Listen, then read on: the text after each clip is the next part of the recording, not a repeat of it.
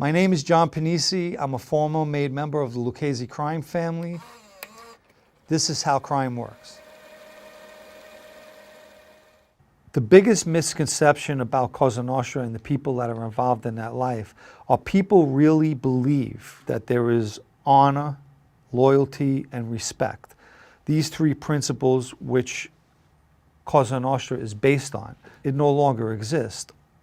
Honor, loyalty, and respect have been replaced by selfishness and greed.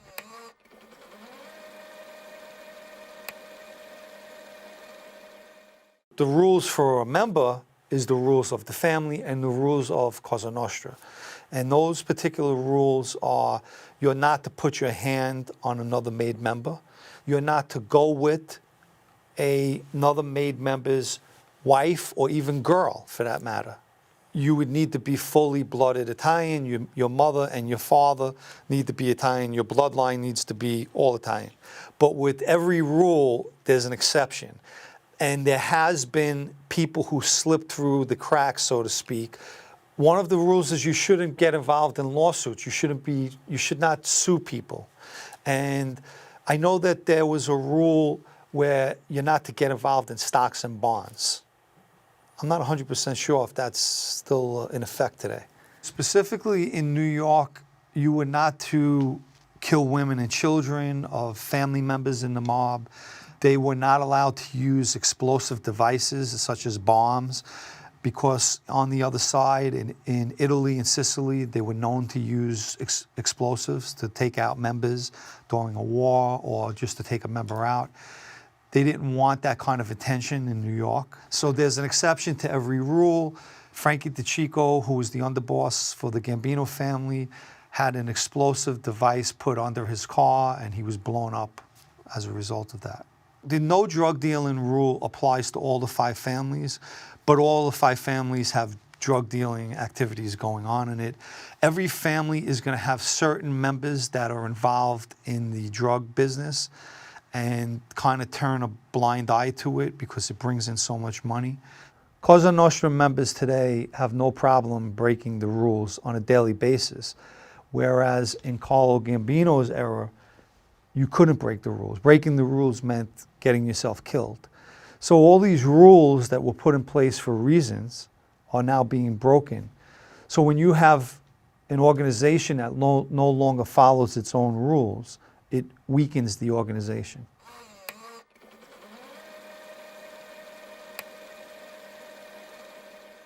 Before they created the five families, the head of each family was called like a father. So that's where they would get the name Godfather. And at some point, they broke it down to five fathers and there was five families. So the five families in New York are the Genovese family, which in the street, they were known as the West Side. That's how we refer to them. There's the Gambino family, there's the Lucchese family, there's the Colombo family, and the Bonanno family. And they're like the nucleus of Cosa Nostra for the United States. So as far as the five families all being in New York, they controlled the entire state of New York. It wasn't only New York City. And then you have the creation of the commission, which was the idea basically of Meyer Lansky, who looked at it as a board of directors. The commission consisted of the head of each of the families, those five families, and they would basically make decisions on anything that went on between them. Territories were divided obviously by what family represented which part of New York City. It's kind of, they cut their own turf out, but if it overlapped, that's where a commission would come in and make a ruling.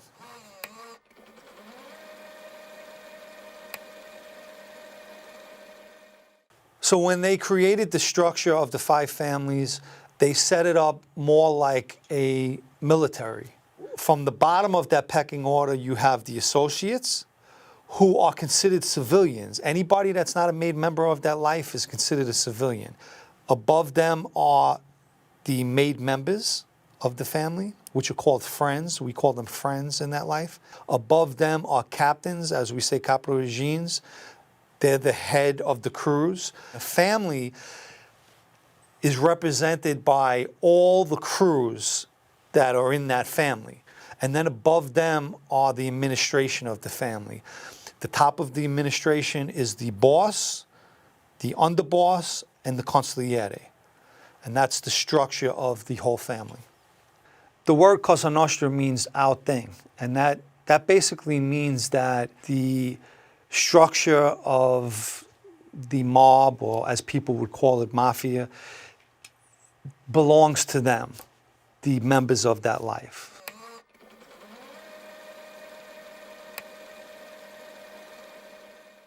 The mob picks you. That life, Cosa Nostra, picks you. You don't pick that life. So before someone becomes an inducted member of a family, they become an associate. And usually how they become an associate is they're associated to someone who's already an inducted member. In order for an associate to be proposed, I think several factors take place. One is how good they get along with whoever it is that they're with, the soldier that they're with.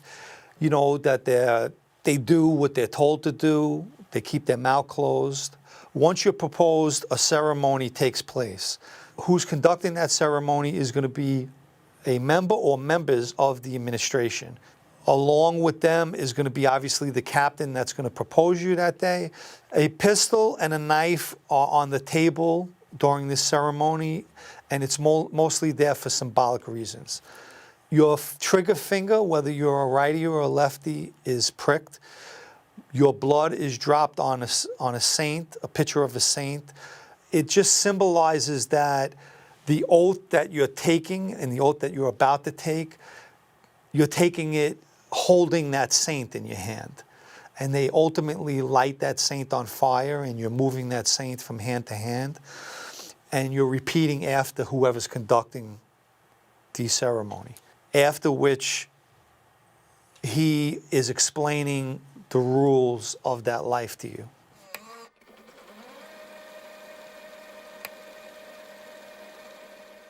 My position within the Lucchese family was as a soldier, but there was times that I acted for my captain in the capacity of an acting captain, specifically for a sit-down. The administration would pick the captains of the family. The requirement to be a captain obviously would be good leadership, so they would have to see something in that person to feel that he could lead the crew. That captain is responsible for each member of the crew, but he's also responsible for all the associates that are associated to that crew. A consigliere position is that of a counselor. So he is specifically handling not only internal, what we would call beefs or struggles inside of the family, but external as well. The difference between a boss and an underboss, there's not a whole big difference with the exception of the title. Obviously, the boss is the head of the family, but the underboss holds just as much weight in that family as the boss.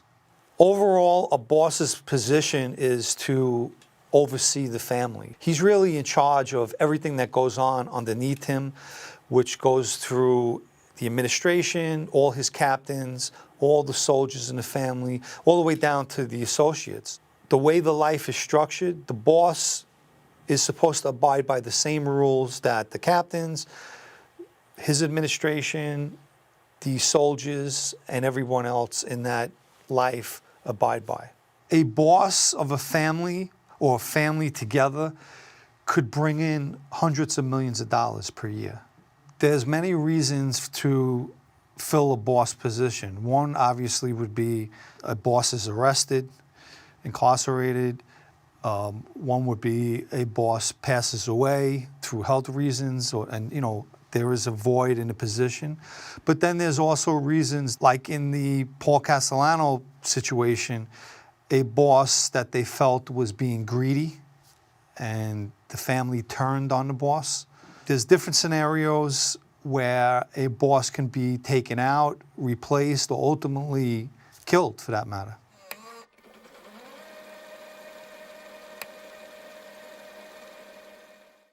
I think years ago when it was first created, the five families, there was a lot more corruption with having law enforcement on the payroll than as it is today. I think there's less of that going on, but that doesn't mean that it doesn't go on. As far as political influence, obviously it would go through putting money in people's pockets for political favors. In present times, I don't think that they have the political power that they once had. I don't think they're able to corrupt the politicians as they were years ago. Initially, the mob took control of unions by force. They would put people in, those people would corrupt the union, take over the unions, and that's how they were able to control most of the unions, specifically in New York City. But today, they have their hand in it, in little areas, but they don't control the unions like they did in the past.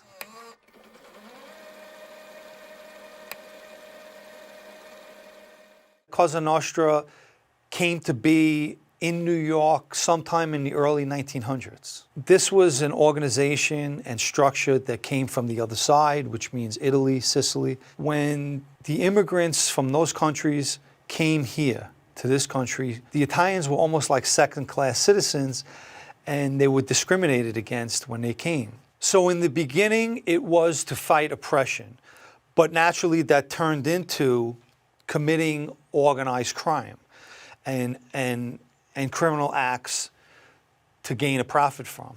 So when the average citizen started to take notice of Cosa Nostra here, I believe that the first reactions were fear and intimidation. Because they feared and they were intimidated over this group of Italians, they were also fearful to go to law enforcement. They were fearful to talk out against them. In turn, Cosa Nostra gained its power because of this.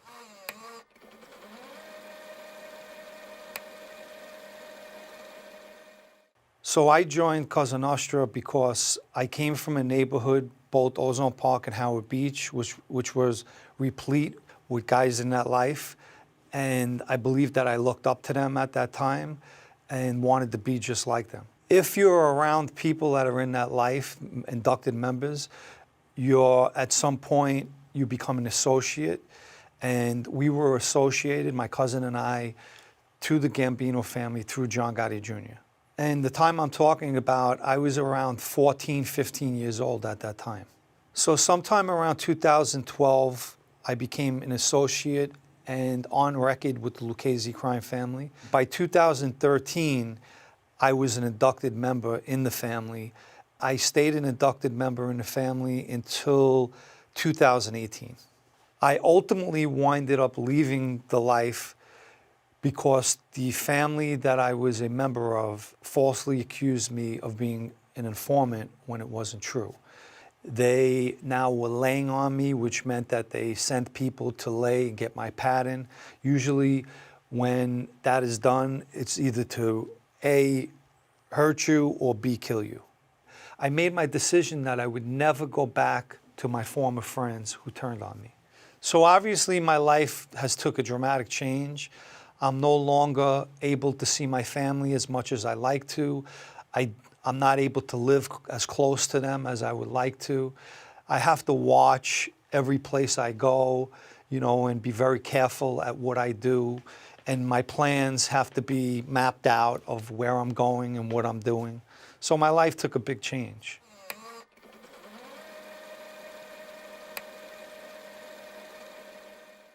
In my opinion, in 20 years from now, Cosa Nostra is hardly going to exist in New York. I don't believe that they're going to be able to survive. Cosa Nostra now, compared to years ago, has definitely declined. And the reason is the sentences that are being handed out. The government, and specifically the FBI, have unlimited funds. They're able to go after them. They're able to take out bosses with the RICO. As far as earning money by committing crimes or doing various criminal acts, it's limited today than it was. So now once you limit money making and money earning, you're taking away power, because money brings power, and the organized crime today is definitely less powerful than it was in years past. In the past few years, there's been an increase in arrests and a large number of arrests in Cosa Nostra.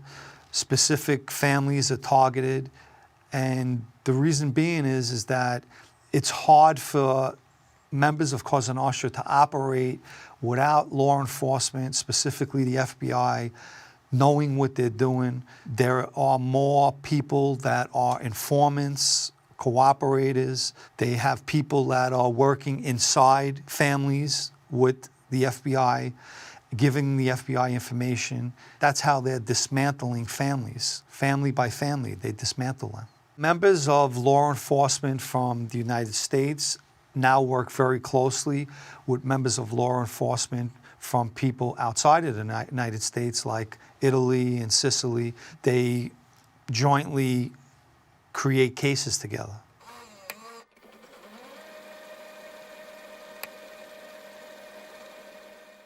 I made the decision to create a blog, and I started just writing from my experiences.